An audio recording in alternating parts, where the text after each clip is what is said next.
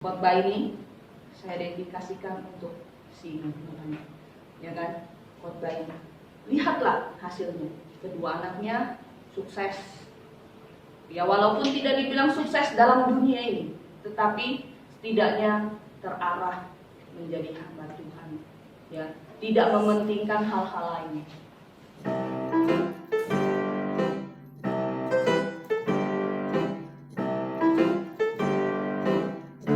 Baik, selamat malam putri-putri sekalian. Kita buka di ayat di Alkitab kita. Kita buka yang tercepat. Kenapa? Ada mau nyambut tadi ya, maaf. Oke, kita buka yang sudah sangat terkenal. Kalian pasti sudah tahu. Saya ajak kalian buka di Amsal 31 ayat 10 sampai 31. Saya ingin mengajak putri-putri sekalian. Sekarang adalah masa-masanya persiapan untuk kalian.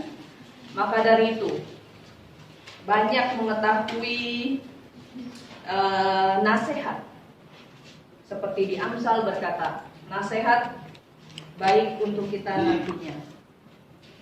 Dari Amsal 31 ayat 10 sampai 31 kita baca silih berganti. Saya ayat 10, berikutnya 11 dan 12 saya 13 putri-putri sekalian. Dan sampai ayat 31. Baik, saya mulai. Amsal 31 ayat 10 sampai 31. Istri yang cakap, siapakah akan mendapatkannya? Ia lebih berharga daripada permata. Hati suaminya percaya kepadanya, suaminya tidak akan kekurangan keuntungan. Ia berbuat baik kepada suaminya dan tidak berbuat jahat sepanjang umurnya. Ia mencari bulu domba dan babi dan senang bekerja dengan tangannya. Ia serupa kapal-kapal saudagar, dari jauh ia mendatangkan makanannya. Ia bangun kalau masih malam, lalu menyediakan makanan untuk seisi rumahnya dan membagi-bagikan tugas kepada pelayan-pelayannya perempuan. Ia membeli sebuah ladang yang diingininya, dan dari hasil tangannya kebun anggur ditanaminya. Ia mengikat pinggangnya dengan kekuatan, ia menguatkan lengannya. Ia tahu bahwa pendapatannya menguntungkan. Pada malam hari pelitanya tidak padam. Tangannya dilakukannya pada jendela, jari-jarinya memegang pemintal. Ia memberikan tangannya kepada yang tertindas, mengulurkan tangannya kepada yang miskin. Ia tidak takut kepada salju untuk seisi rumahnya, karena seluruh isi rumahnya berpakaian rangkap. Ia membuat bagi dirinya permadani, lenan halus dan kain ungu pakaiannya. Suaminya dikenal di pintu gerbang, lalu ia duduk bersama-sama para tuan-tuan negeri. Ia membuat pakaian dari lenan dan menjualnya. Ia menyerahkan ikat pinggang kepada pedagang. Pakaiannya adalah kekuatan dan kemuliaan. Ia tertawa tentang hari depan. Ia membuka mulutnya dengan hikmat. Pengajaran yang lemah lembut ada di lidahnya. Ia mengawasi segala perbuatan rumah tangganya. Makanan pembalasan tidak dimakannya. Anak-anaknya bangun dan menyebutnya berbahagia. Pula suaminya memuji dia. Banyak kita telah berbuat baik, tetapi kau melebihi mereka semua. Kemuliaan adalah bohong dan kecantikan adalah sia-sia. Tetapi istri yang takut akan Tuhan dipuji-puji. Berilah kepadanya bagian dari hasil namanya, biarlah perbuatannya memuji dia di pintu-pintu gerbang. Mari kita berdoa. Bapa kami di surga, kami putri-putri ingin belajar bagaimana menjadi wanita yang sesuai dengan kehendak-Mu ya Bapa. Dan Engkau telah menuliskannya dalam kitab-Mu ya Bapa, biarlah kami bisa mempelajarinya dan bisa memuliakan nama-Mu dalam hidup kami ya Bapa. Dalam nama Tuhan Yesus, amin. Amin. Jadi kalau kalian sudah tahu ini Amsal 31, ini kalian sudah baca ulang-ulang. Dan saya yakin sudah banyak orang yang khotbah melalui Amsal ini ya, ayat ini. Tapi semakin saya baca, semakin direnungkan, ada lagi penggalian di mana permata di dalamnya ya. Jadi ketemu lagi pengajarannya. Saya juga dulu pernah mengkhotbahkan hal ini di waktu dulu ya. Tapi ada lagi berkat yang ada Tuhan berikan ya di dalam setiap kali pembacaan. Diingatkan kembali dan diingatkan kembali. Dan saya ingin membagikannya pesan-pesan dari Tuhan.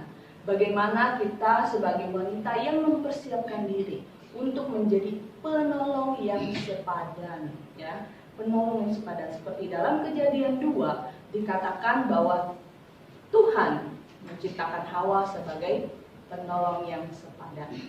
Penolong yang sepadan. Ya, kita ngomongin yang sepadan nih. Yang sepadan itu maksudnya apa? Ya, maksudnya apa? Yang sebenarnya melengkapi kekurangan laki-laki. Ya, laki-laki kalian kan pasti sudah mempunyai target kalau yang udah punya pacar ya, apalagi pacarnya udah sedang dalam proses, namanya orang bilang proses perjuangan di lapangan, udah setidaknya ada target ya. Yang belum, persiapannya lebih panjang lagi ya. Dan yang sudah ada target biasanya lebih pendek, harus lebih giat lagi untuk persiapan ya. Jadi wanita sebagai penolong, saya ingin membagi hari ini tiga kelompok, tiga poin di mana wanita harus mempersiapkan diri. Pertama adalah faktor ekonomi. Faktor ekonomi, faktor keuangan. Biasanya kalau dulu saya SMA, itu ada pelajaran yang namanya akuntansi. Itu biasanya kalau dibandingkan statistika ya, yang bisa, maksudnya gini loh, pelajaran yang bisa dikerjakan ini lebih banyak perempuan daripada laki-laki. Laki-laki ini pasti marah-marah kalau udah pelajaran akuntansi. Apalagi kalau hitung-hitung uang. Itu biasa, saya dulu SMA gitu semuanya. Jadi persentase kalau orang hitung-hitung uang, biasanya perempuan memang lebih kuat hitung uang, ya kan? Waduh, jangan ngomong deh, di pasar aja perempuan lebih jago nawar daripada cowok. Kalau cowok berapa? Ya udah, langsung. Padahal mahal. Tapi kalau emak-emak mau cuma 100 rupiah aja dicecar sampai udahlah, inilah, dia udah gratis inilah, tambahin itu, semuanya jadi banyak, jadi murah banyak kalau ibu-ibu yang beli, ya kan?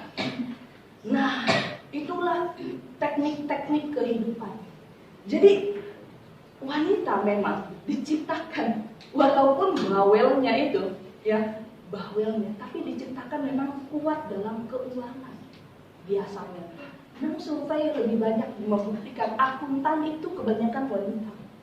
Ya, karena apa? Memang jiwanya wanita itu masuk ke dalam tentang uang, tentang irit harusnya ya. Dan seperti di dalam pasal 11 sampai 19 ini mewakili bidang ekonomi, bidang keuangan yang harus wanita miliki ya. Nah, coba baca. Hati suaminya percaya kepadanya, suaminya tidak akan kekurangan keuntungan. Ayo bayangin.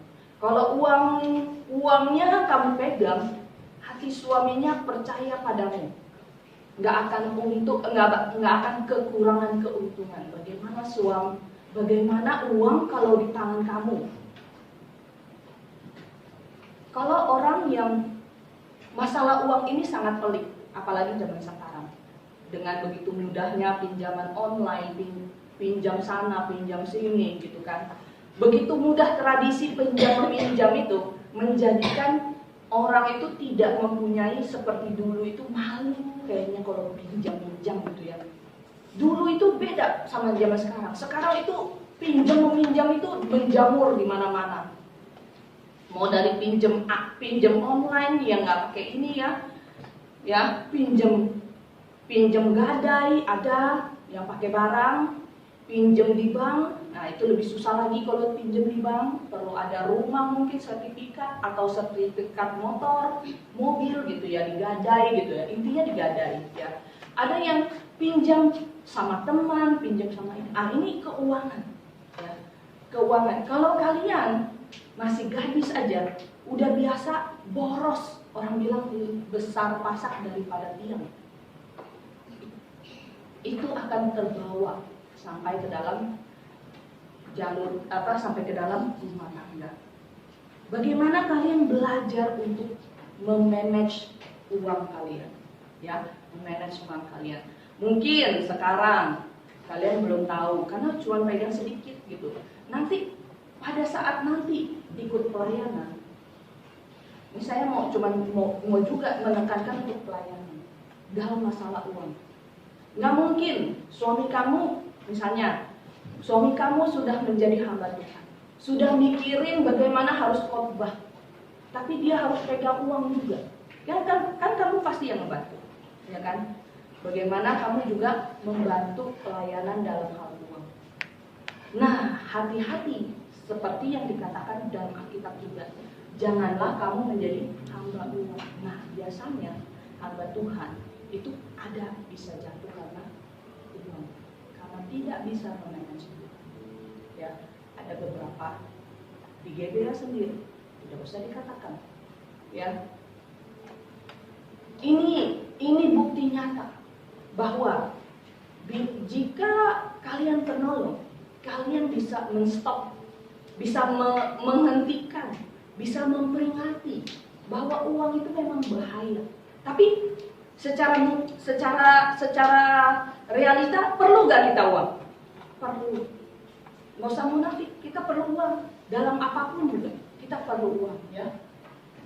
Bukan artinya kita, aduh nggak usahlah kita pegang-pegang uang. Salah. Justru makin kamu banyak uang, makin bisa efektif harusnya dalam pelayanan, ya kan? Pelayanan makin bisa berkembang. Seperti sekarang, ya. Coba Grafe lihat. Grafe mungkin sekali ada acara berapa juta, ya, berapa juta keluar. Apakah itu artinya kita nggak perlu uang? Bukan, kita perlu uang, tapi kita bagaimana memanagenya, bagaimana mempertanggungjawabkan uang itu di dalam Tuhan. Nah, saya juga mau memberitahu dalam faktor ekonomi. Biasanya wanita itu adalah penggerak industri rumah. Biasanya kalian nanti sudah sampai di sana. Apakah istri hamba Tuhan nggak boleh bekerja? Sebenarnya kalau di dalam Alkitab tidak ada larangan sedikit pun. Bahkan hamba Tuhan sendiri aja boleh bekerja. Ya, istri hamba Tuhan justru harus menunjukkan bahwa mereka rajin. Bahkan dikatakan di dalam ayat di sini, dia bahkan mengulurkan tangannya membuka lapangan kerja buat orang lain. Ini wanita hebat loh sebenarnya ditulis di sini. Membuka lapangan kerja. Jadi dia udah dia bekerja, dia mempunyai pendapatan, uang suaminya sama dia tidak berkurang, bahkan dilipat gandakan. Bagaimana kita harus mempersiapkan diri untuk dalam faktor ekonomi, faktor keuangan. Ya, setiap hari kalian belajar bagaimana kalian memanage uang dari ini aja, dari kehidupan sehari-hari kalian. Uang ada berapa? Ya, 300.000. Ditabung berapa? Itu udah faktor yang kalian harus pikirkan. Nah, faktor ekonomi pertama adalah kalian harus rajin menabung. Ya, kalian harus berpikir bahwa kalian tuh harus rajin menabung. Karena ada saatnya tabungan itu akan terpakai pada saat nanti kalau misalnya ada sesuatu yang diperlukan. Karena saya mendapat contoh nyata juga dari Simu, bagaimana dulu Grafe ini bisa berkembang sampai 4 gedung, sampai bisa ke FBC, sampai bisa ke Bandung sekarang. Itu adalah bukti nyata dalam menabung. Kalian pikir dulu Grafe itu hanya 2 lantai. Jadi kebaktiannya di toko. Masih ngutang lagi. ngutang ininya, apa namanya, pembayaran ininya, pembayaran gedungnya, beli gedung di sini yang Grafe yang sebelah sana, ya, sebelah yang lobby ya, kalau kalian masuk lobby. Itu kebetulan memang adik Simu yang beli gedung itu, dan kita mau beli kepada dia gitu jadinya. Jadi masih ditanggung, ya udah kalian pakai 5 tahun. Dengan begitu tahu gak semangatnya bagaimana menabung pada saat itu. Mungkin kalian tidak merasakan karena tidak pernah ikut dalam jalur sejarah itu. Bagaimana kami semua melihat contohnya, melihat contoh dalam aspek keuangan itu harus kuat dari pertama. Kalau kalian tidak dulu sampai jualan ya, jualan bakmi, jualan apa aja yang bisa dijual, itu dulu begitu. Sekarang kan udah nggak usah. Saya mau kasih contoh ke kalian, ya. Saya kasih contoh, saya jualan online. Sekarang zaman berubah kan, jualan online. Untuk memberitahu bahwa untuk memberi contoh kepada putri-putri. Nanti kalau kalian di suatu tempat, kalian harus punya karya dalam bidang ekonomi kalian. Jangan bergantung begitu saja. Coba kalian harus kreatif. Setiap tempat pasti punya lahannya beda-beda. Nggak bisa, harus yang ini, nggak bisa. Beda, karena tiap-tiap tempat beda. Tiap-tiap tempat nanti kemana kalian pergi, punya potensinya berbeda-beda. Tapi setidaknya satu, kalian harus kreatif untuk menghasilkan sesuatu itu. Nah, kemudian dalam segi apa lagi? Dalam segi menghargai kepemimpinan suami. Seperti di ayat 23, suaminya dikenal di pintu gerbang. Pintu gerbang zaman dulu adalah tempat berkumpulnya para pejabat, para orang penting. Pokoknya itu tempat di mana transaksi jual beli ada di sana. Pintu gerbang. Jadi kalau suaminya sudah terkenal di pintu gerbang, sedangkan kalau kamu baca dari tadi, itu istrinya yang kerja. Jadi kemuliaan segala sesuatu yang kamu lakukan, itu untuk kamu berikan untuk kehormatan pemimpin suami, untuk kehormatan suamimu. Biarlah suamimu yang dihargai, biarlah suamimu yang terkenal, gak usah saya sebagai istri. Justru itulah dukungan kalian. Coba lihat, yang kalau makanya ada pepatah kan di balik kesuksesan seorang laki-laki ada seorang wanita di belakang. Tapi sekarang banyak beredar istilah lain. Di balik kesuksesan seorang lelaki ada mantan yang menyesal. Benar juga sih, ada mantan yang menyesal. Jadi ada orang yang, waduh, gue kenapa dulu gak nikah sama dia gitu. Jadi menyesal.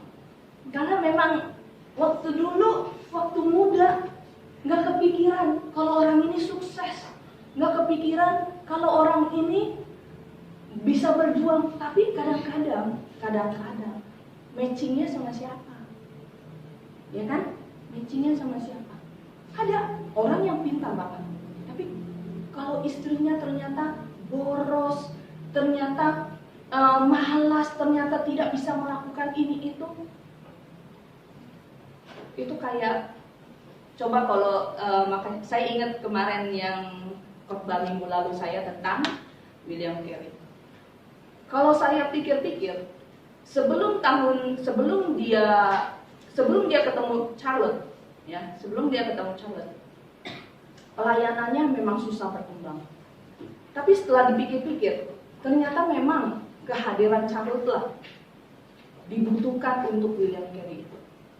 Bagaimana kehadiran seorang wanita, Dorothy, ya kan, yang gila, dia sedang gila waktu itu. Bagaimana itulah yang tidak bisa mendongkrak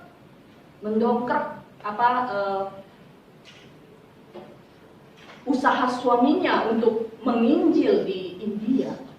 Itu benar-benar kayak perahu yang udah mau miring sebelah, mau diselamatkan dulu perahunya. Gimana caranya mau tambahin orang di dalam perahu itu? Ya kan, nggak bisa. Jadi seolah-olah itu susah sekali. Jadi bagaimana?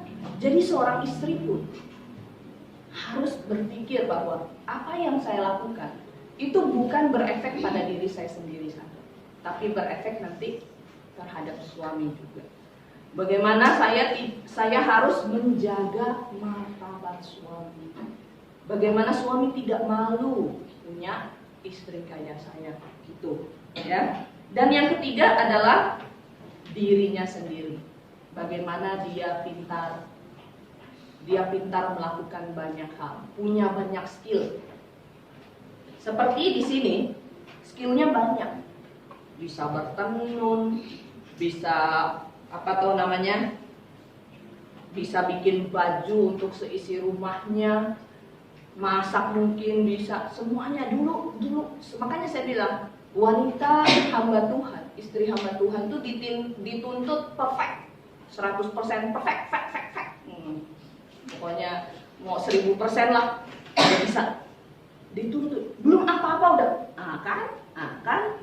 Ya memang susah, saya bilang jadi istri hamba Tuhan memang dituntut, akan, belum apa-apa udah.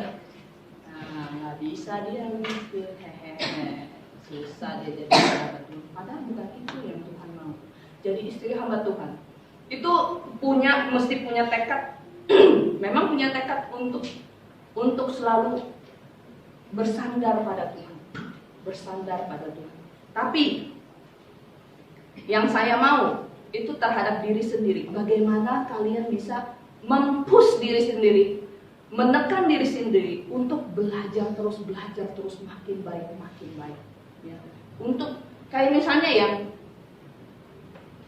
pengalaman punya anak itu kan cuma sekali, 2 kali, 3 kali gitu maksudnya, ya kan? Juga punya anak 1, anak 2, anak 3 gitu ya. Maksudnya pengalamannya itu nggak diajar, nggak bisa diajar sekarang. Kalian nggak bakal mengerti gitu. Oh, punya anak itu begini loh. Karena tiap anak pun punya sifat yang berbeda-beda. Itu belajar punya anak aja mesti belajar langsung on the spot. Tapi hikmatnya itu kalian tanam dari sekarang, ya kan? Tapi untuk prakteknya itu on the spot, nggak bisa dikatakan, ya kan? Karena apa? Tiap-tiap anak beda-beda. Ada yang dilahirkan memang jenius, ada bahkan kalau dia terlalu jenius, terus kalian tidak bisa mengimbangi malah kewalahan, ya kan? Ada memang Tuhan berikan kita sebagai contoh misalnya. Sebagai orang tua yang mempunyai anak yang kurang dalam bidang apa, yang kurang dalam badannya, yang kurang dari anggota tubuhnya, bagaimana kita menyikapinya gitu? Bagaimana? Karena setiap kali Tuhan memberikan kita anugerah itu ada beda-beda. Bagaimana dalam mendidik anak itu memang hampir sulit dikatakan. Tapi bagaimana kita meningkatkan diri pada saatnya. Bagaimana kita nanti mendidik anak kita di dalam Tuhan. Ya, mendidik anak kita di dalam Tuhan. Bagaimana kita melihat segala sesuatu di dalam rumah tangga itu secara clear. Apa yang dilihat dari mata aja terlihat, oh ini emosi anak saya lagi gimana. Oh, suami saya butuhkan apa. Oh, semuanya apa. Jadi semuanya clear. Bagaimana kalian bisa belajar untuk mencakupi segala sesuatu. Ya. Karena memang wanita diciptakan untuk tasking, orang bilang multitasking. Kalian ngerti gak multitasking? Jadi sambil bisa kerjakan ini, sambil bisa kerjakan yang lain. Itu namanya multitasking. Jadi bisa mengerjakan 2 atau 3 hal dalam satu waktu. Itu multitaskingnya wanita. Bagaimana pada saat misalnya punya bayi ya yang nangis, harus ngaduk bubur, harus sambil jemur baju, harus sambil ini itu gitu. Itu namanya multitasking. Apakah kamu mengandalkan suamimu? Aduh, ini dong tolong gitu. Suaminya mau PA, aduh jangan kejemuran dulu gitu. Tapi bukan kamu dukung karena kamu berpikir, aduh saya juga capek, masa suami saya mikirin orang lain. Nah itu dia, itu yang belum punya beban yang sama. Pada saat kalian punya bayi, kalian pasti akan sulit untuk pelayanan karena pelayanan kalian adalah pada bayi kalian, ya. Itu masa yang pernah saya lewatin, ya, 2 kali. Itu nggak bisa ngapa-ngapain selain ngurus bayi. Saya kan melahirkan lewat sesar. Jadi waktu melahirkan Titus, saya di sesar. Kalau sesar kan nggak bisa, belum boleh jalan, naik turun apa gitu kan, sehari 2 hari, sebenarnya sebulan gitu kan. Tapi bagaimana pelayanan musisimu waktu itu kan bolak-balik pergi terus. Tapi saya merasa biasa aja, tanpa harus membebani orang. Aduh janganlah pergi, lo pelayanan loh. Demi saya doang yang nggak bisa ngapa-ngapain, nggak boleh pergi. Itu yang nggak boleh. Kita harus memikirkan pelayanan lebih utama daripada diri kita sendiri. Bahkan waktu saya melahirkan Melody, ya, anak pertama, saya bilang sama Pak Andrew, pelayanan duluan gitu, nggak usah tungguin saya, pelayanan duluan, biarin saya di sini, nggak apa-apa kok, nggak ada masalah. Karena ini juga ditungguin juga dia diem, nggak ngapa-ngapain, mendingan dia pelayanan dulu, selesai, nggak ada beban gitu, baru dia datang, ya kan? Kita tuh menjadi wanita mesti tangguh, saya bilang, mesti tangguh. Nah, dan yang terakhir di ayat 31 yang paling indah menurut saya, berilah kepadanya bagian dari hasil tangannya, biarlah perbuatannya memuji dia di pintu-pintu gerbang. Hasil karyanya. Kamu tahu gak, hasil karya dari seorang ibu yang paling bisa dia banggakan adalah anaknya sebenarnya. Adalah anaknya. Bagaimana dia bisa mendidik anaknya, dia bisa mengarahkan anaknya di dalam Tuhan, bahkan bisa menjadi hamba Tuhan yang baik. Karena kalian adalah calon-calon istri hamba Tuhan, ya. Kalian harus punya misi yang jelas gitu loh, punya misi yang jelas. Walaupun orang bilang kuno, nggak cocok ini, nggak cocok ini. Karena saya pernah mengalaminya. Saya pernah Melody sebenarnya yang pengen banget masuk sekolah di luar gitu ya, sekolah di luar, dia pengen, dia mau karena dia orangnya sosial, dia pengen punya teman. Ya udah, saya sekolahin dia. Dan dia kelas 1 pertengahan November, saya ingat. Semua sekolah tolak dia karena kan pertengahan November. Ya udah, saya kasih dia coba. Bagaimana melihat ya perbandingan orang. Anak zaman sekarang itu susah. Saya lihat, saya bandingkan saja. Wah, ini susah nih. Orang tua mereka tidak seperti kita ingin murni gitu untuk Tuhan. Mereka penuh dengan udah tercemar dunia. Oh, apa aja boleh, ini boleh, itu boleh. Melody ketinggalan, nggak cocok sebenarnya sama teman-teman mereka. Nggak cocok. Bagaimana? Kalau nggak ngikutin mereka, nggak bisa gitu loh. Ya, nggak ngikutin mereka main ini, nonton itu. Melody kan saya nggak kasih juga, nggak kasih nonton ini, nggak kasih nonton itu. Ketinggalan gitu. Nah, bagaimana anak-anak dididik dalam Tuhan, dididik sudah terbiasa oleh jalur-jalur tuntunan Tuhan. Hasilnya akan diberi penghargaan. Banyak nama-nama wanita, ya kan, yang mendidik misionaris yang bahkan udah berhasil dan sukses anak-anaknya. Salah satunya khotbah ini saya dedikasikan untuk si namanya, ya kan, khotbah ini. Lihatlah hasilnya, kedua anaknya sukses, Ya, walaupun tidak dibilang sukses dalam dunia ini, tetapi setidaknya terarah menjadi hamba Tuhan. Ya, tidak mementingkan hal-hal lain. Dan kita sebagai wanita, sebenarnya ada, tadi saya bagi tiga. Ini tentang kekurangan laki-laki. Kalian tahu kekurangan laki-laki itu? 3 tak katanya. Apa? Harta, tahta, dan wanita. Bagaimana kalian di dalam 3 grup tadi, harta tentang ekonomi, kalian melengkapinya? Karena laki-laki bisa jatuh dalam hal itu. Tahta, bagaimana laki-laki itu butuh namanya penghargaan, butuh peran bahwa kalian menghormati laki-laki, ya, menghormati laki-laki dan wanita. Bukan artinya di sini dikatakan kemolekan adalah bohong, kecantikan adalah sia-sia. Bukan artinya kalian tidak berdandan gitu, bukan. Kalian tidak mementingkan hal itu. Tapi saya punya pemikiran gitu. Saya punya pemikiran. Karena biasanya yang kalau misalnya ibu-ibu rumah tangga nih, sampai siang jam 11, jam 12 semuanya pakai daster.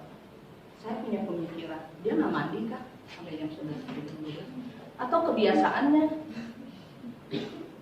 gini loh, laki-laki itu adalah makhluk yang punya nafsu juga kan. Lihat wanita cantik di luar, kenapa pulang-pulang lu dasteran? Dasteran dulu, kayak seragamnya tuh daster aja. Bukan itu, justru gini, kalian itu ingin menjaga suamimu, ya, dengan menjaga diri sendiri, ya kan? Kalian tahu suami, ya kan? Jadi kalian itu bagaimana bisa menjaga suamimu dari wanita, dari hal yang kekurangannya adalah wanita. Kalau kamu kayak di rumah itu nggak menarik, ya kan, dasteran melulu, ya kan, terus nggak usah mandi, bau tiap hari. Karena apa? Bolak-balik kan gitu-gitu aja, nyuci piring, nyapu, ngepel, ngurus anak, balik lagi nanti begitu. Karena kerjaan rumah tangga emang nggak habis-habis kan.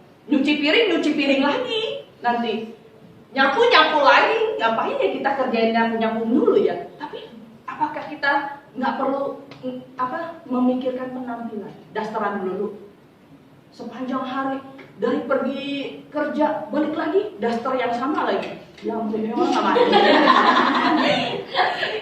Kadang-kadang saya juga bingung gitu. Kadang-kadang makanya ini saya mau ubah pola pikir. Bagaimana? Terus nanti dia nyalain lagi suaminya. Suami saya genit ini, cari cewek lain. Tapi nggak mikirin gitu. Kadang-kadang nggak memikirkan diri sendiri. Kamu yang membuat daya tarikmu berkurang. Nah, itu yang harus dipikirkan, ya. Tapi bukan artinya aduh dandan lah, poles lah, tiap hari bedakan lah, bukan itu, bukan. Tapi keperawatan diri yang wajar itu penting juga, ya. Bagaimana kalian menjaga diri, ya.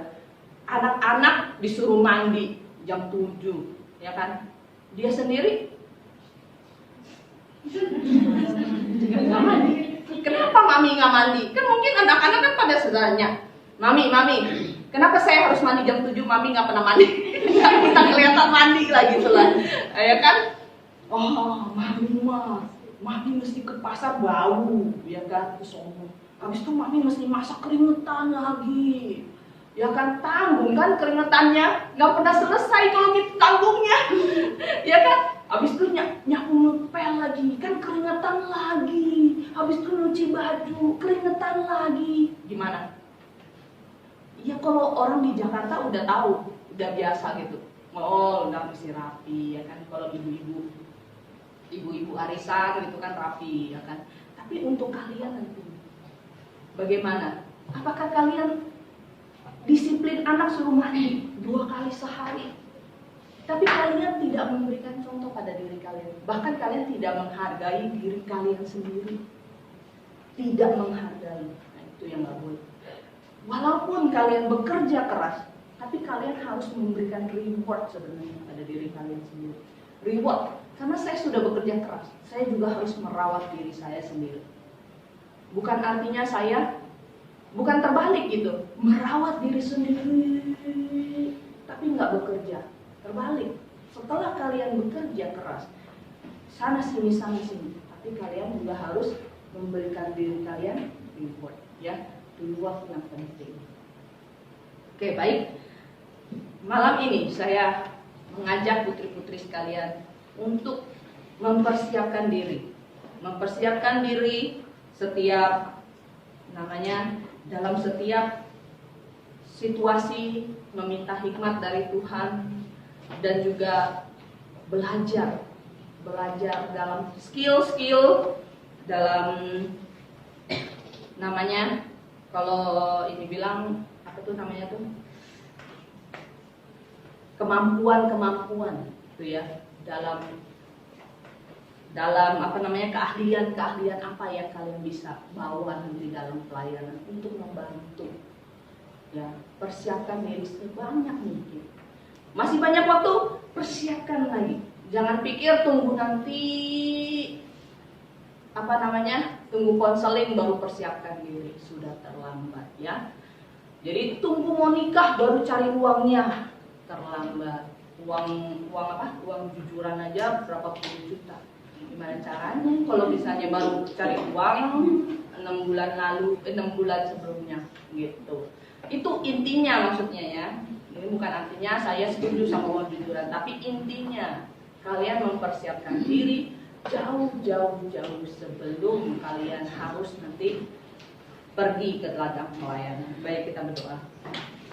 Bapa kami yang di surga, kami berdoa agar Engkau yang pimpin kami, persiapkan diri kami untuk menjadi istri hamba Tuhan atau pelayan firman-Mu, agar kami juga tidak memalukan nama-Mu nanti di tempat pelayanan kami, biar kami juga melayani Engkau dengan baik, dengan sukacita, dengan hikmat dari Engkau, ya Bapa. Dalam nama Tuhan Yesus, amin.